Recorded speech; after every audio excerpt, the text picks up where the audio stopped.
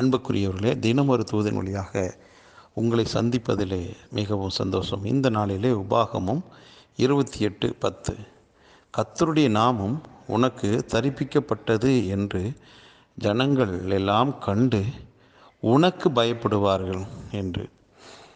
ஆண்டவருடைய நாமத்தை நாம் அணிந்து கொண்டிருக்கிறோமா? கர்த்தருடைய நாமம் நமக்கு கொடுக்கப்பட்டிருக்கிறது. அந்த நாமத்தை நாம் அணிந்து கொண்டிருக்கிறோம்.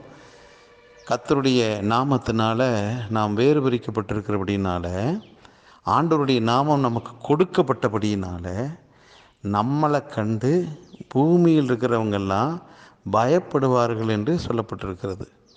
அப்போது நாம் இந்த உலகத்தில் இருக்கக்கூடிய பூமியில் இருக்கக்கூடிய மக்களை கண்டும், அதே போல் பிசாசை கண்டும், இந்த பூமியில் இருக்கக்கூடிய வியாதிகள், இப்படிப்பட்ட பல போராட்டங்கள், இதை கண்டு நாம் பயந்து வருகிறோம் பொதுவாக.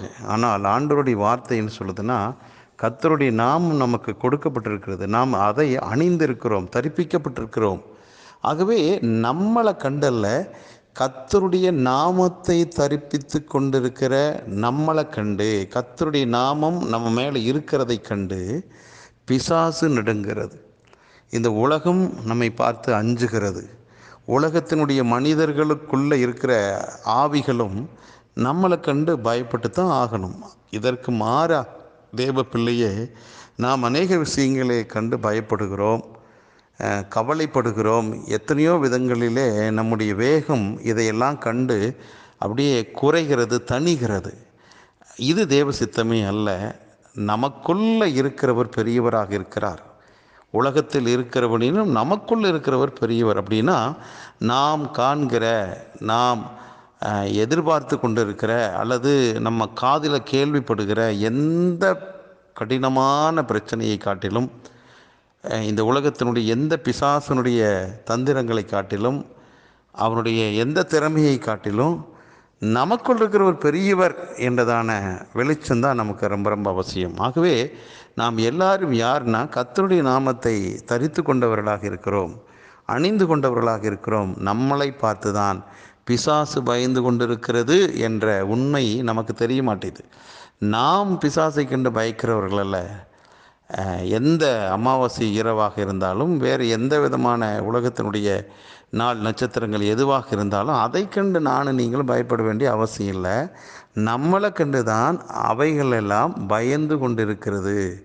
ஆகவே அந்த உண்மையை அறிந்தவர்களாய் இந்த நாளிலே முன்னோக்கி போவோம். நமக்கு எதிராக உருவாக்கப்படுற எந்த ஆயுதங்களும் வாய்க்காமல் போகும். ஏனென்றால் நம்மை கண்டல்ல, நம்ம மேலே இருக்கிற கர்த்தருடைய நாமத்தை கண்டு. ஆகவே கர்த்தருடைய நாமம் பலத்த துருகமாக இருக்கிறது. நீதிமானாகிய நீங்களும் நானும் அதற்குள்ளே ஓடி நாம் எல்லாரும் சுகமாகத்தான் அந்த இடத்துல தங்கி இருக்கிறோம். ஆகவே இந்த விசுவாச வார்த்தையை உள்மனதுக்குள்ளே ஏற்றுக்கொள்வோம். நம்மை கண்டுதான் உலகம் பயந்து கொண்டிருக்கிறது என்ற உண்மையை அறிந்தவர்களாய் வீரத்தோடு கம்பீரத்தோடு இந்த நாளிலே எழும்புவோம், பிரகாசிப்போம், கர்த்தருக்கென்று கனி கொடுப்போம்.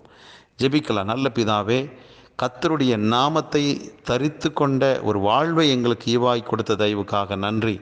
உலகத்தை கண்டு நாங்கள் பயப்பட வேண்டிய அவசியம் இல்லை. உலகமே எங்களை கண்டு தான் பயப்படக்கூடியதான ஒரு சூழ்நிலைகளில், ஒரு உயர்ந்த இடத்துல, ஒரு பாதுகாப்பான இடத்துல நீங்கள் எங்களை வச்சிருக்கிறீங்க. அந்த வெளிப்பாட்டு எல்லைக்குள் நாங்கள் வாழட்டும். தொடர்ந்து ஆவிக்குரிய கண்கள் திறக்கப்பட்ட அனுபவத்தோடு இந்த உலகத்திலே நாங்கள் சந்தோஷமாய் சமாதானமாய் உங்கள் நாமத்தை மகிமைப்படுத்தி வாழ்கின்ற வாழ்வை ஆண்டவரே நாங்கள் வாழட்டும் அப்பா. அப்படிப்பட்ட வாழ்வை எங்களுக்கு கர்த்தர் தந்தீர், நன்றி.